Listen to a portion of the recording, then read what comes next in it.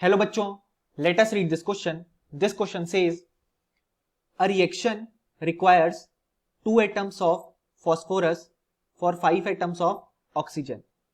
The amount in gram of O2 required for 3.10 gram phosphorus is.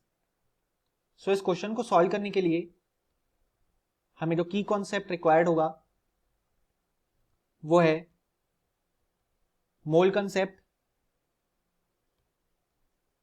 and concept of chemical reactions.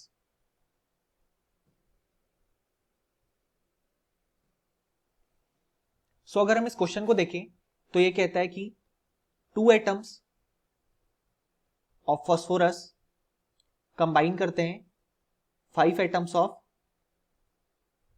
Oxygen के साथ। अब अगर हम दोनों साइड Na यानी एवोगैड्रो नंबर से मल्टीप्लाई कर दें जो कि होता है 6.022 इंटू 10 टू द पावर 23।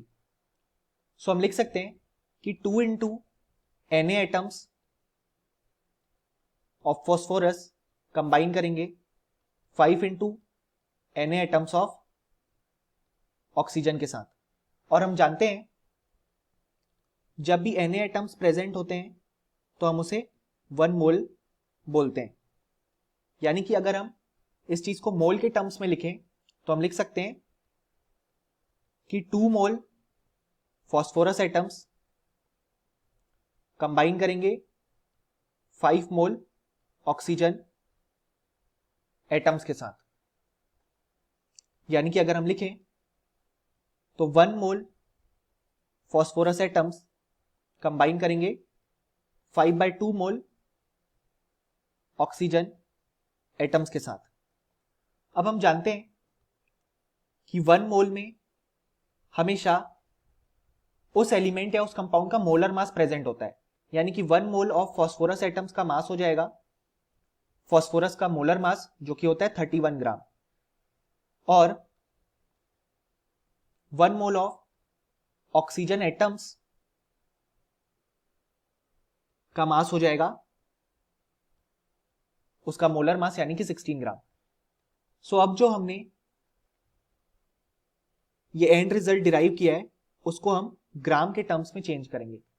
यानी कि 1 मोल फॉस्फोरस एटम्स जिसका मतलब 31 ग्राम फॉस्फोरस एटम्स कंबाइन करेंगे 5/2 इंटू 16 ग्राम ऑक्सीजन एटम्स के साथ, क्योंकि अब हमने मोल को ग्राम में कन्वर्ट कर दिया।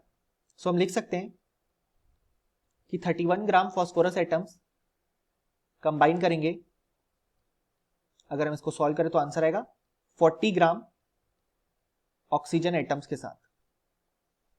लेकिन हमारे क्वेश्चन में दिया गया है 3.10 ग्राम फॉस्फोरस, तो अब हम फिर से यूनिटरी मेथड अप्लाई करेंगे जिसका मतलब 1 ग्राम फॉस्फोरस एटम्स कंबाइन करेंगे 40/31 ग्राम ऑक्सीजन एटम्स के साथ। यानी कि